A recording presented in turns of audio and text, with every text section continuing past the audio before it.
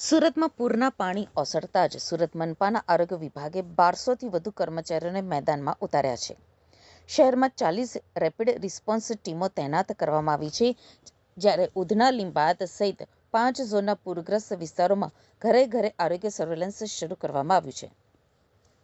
પૂર બાદ ગંદા પાણીથી ફેલાતા રોગોને અટકાવવા માટે 15 વિશેષ મેડિકલ કેમ્પનું આયોજન કરવામાં આવ્યું છે. સુરત સિવિલ અને સ્મીમેર હોસ્પિટલના નિષ્ણાંત ડોક્ટરો તેમજ ચામડીના રોગોના તજજ્ઞો કેમ્પમાં સેવા આપી રહ્યા છે. અત્યાર સુધીમાં પૂરના પાણીના સંપર્કથી અસરગ્રસ્ત 900થી વધુ દર્દીઓને સારવાર આપવામાં આવી છે. આશા બહેનો, એએનએમ અને એમપીએચડબલ્યુની ટીમો ઘરે ઘરે જઈને તાવ, શરદી, ખાંસી સહિતના લક્ષણો ધરાવતા દર્દીઓની તપાસ કરી રહી છે. ખાસ કરીને હાઈ રિસ્ક અને ઝૂંપડપટ્ટી વિસ્તારોમાં સઘન સર્વેલન્સ હાથ ધરાયું છે. તો સુરત મનપાએ નાગરિકોને અપીલ કરી છે કે કોઈપણ તકલીફ જણાય તો જાતે જ દવા લેવાના બદલે તાત્કાલિક નજીકના મેડિકલ કેમ્પ અથવા તો ડોક્ટરનો સંપર્ક કરે. ડૉક્ટર ફેનિલ પટેલ, આરોગ્ય વિભાગ, સુરત મહાનગરપાલિકા.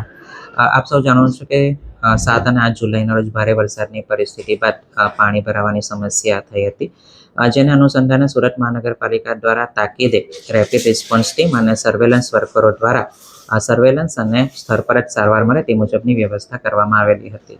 હાલ દૈનિક ધોરણે 1200 જેટલા સર્વેલન્સ વર્કરો, જેમાં કે આશા, એએનએમ, એમપીએચડબલ્યુ દ્વારા ઘરે ઘરે કઈ સર્વે કરવામાં આવી રહેલ છે. તેમજ આ જે સર્વેમાં જે પણ શરદી, ખાંસી, તાવ, અન્ય જે બીમારીના લક્ષણો જણાય તેવા લોકોને સ્થળ પર જ સારવાર મળી રહે તે મુજબ એમને રેપિડ રિસ્પોન્સ ટીમ અથવા તો આરોગ્ય કેન્દ્ર પર રિફર કરવામાં આવી રહ્યા છે.